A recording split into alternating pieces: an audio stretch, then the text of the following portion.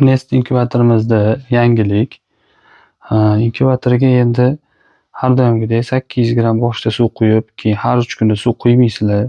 Bundan buyog'iga agar shu modelligini zakaz qiladigan bo'lsanglar, eng oxirgi full variant. Bizga kerak bo'ladi suv, filtrlangan suv, magazinda sotiladigan suv. Sababi suv idishiga nasosda xlor bosmasligi uchun sifatli suv tortib, uzoq yil xizmat qilishi uchun. Inkubator xarid qilganlarda bu inkubatorimiz 9-fevral holatiga ko'ra 900 ming so'm narxdan chiqadi. Namlikni o'zi ko'taradi. Mana kitoblari, varonka, qo'shimcha varonka ham bo'ladi. Aslida varonka o'zi kerak emas. Setkasi bo'ladi mana. Setkasi. Ichida akkumulyatorga ishlaydigan 220 ga ishlaydigan joyi bo'ladi. Ichki tuzilishlari, nasos, suv, ventilyator, namlik ko'tarish uchun, issiqlik haydab berish uchun motor chiroqlari, tuxum aylantiradigan yashik bo'ladi. Eng kerakli narsa sizlarga grafik, termoregulyator mana STS 3028. Bu yoqda taymerlari bor. Shlanka mana yon tomondan shlanka chiqqan, akkuratniy, yaxshi sifatli shlankalardan qo'yilgan, gelivik, yumshoqqina suvga tiqib qo'yasiz. Xudo xolasa ancha yil xizmat qilib beradi. Qotib qolmaydi shlanka.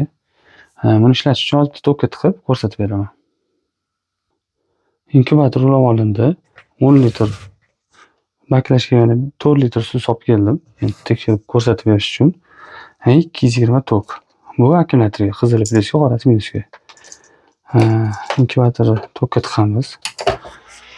Qarab turib suv tortadi. Boshda baland ovoz 2 sekundga chiqadi. Sababi pusto ishlaydi. Shuni hisobiga suv tortyapti. Ko'rgan bo'lsanglar mana. Suv chiqaryapti. Minutiga 1.7 litr suv haydaydi.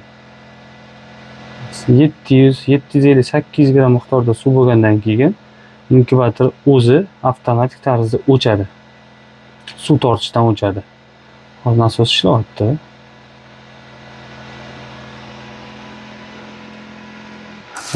Nasos o'chdi. 15 sekund suv tortadi bo'ldi. Shu bilan sizlarni qilarga ishinglar tuxum terib, qopqog'ini yopib qo'ysanglar, mana. Qopqog'ini yopib qo'yasizlar bo'ldi. Kerakli suv miqdorini tortib oldi. Shu bilan 1 kun, 1,5 kundagi suv 30, 40, 50 grammga kamaysa, sizlarni o'zi tortib oladi. Sizlarni qiladigan ishinglar suv filtr, yaxshi sifatli tuxum, yaxshi sifatli inkubator, nest inkubator. Baklashkani teskari qilib qo'yib, chegidan shlankadan oqadigan sistema emas bu.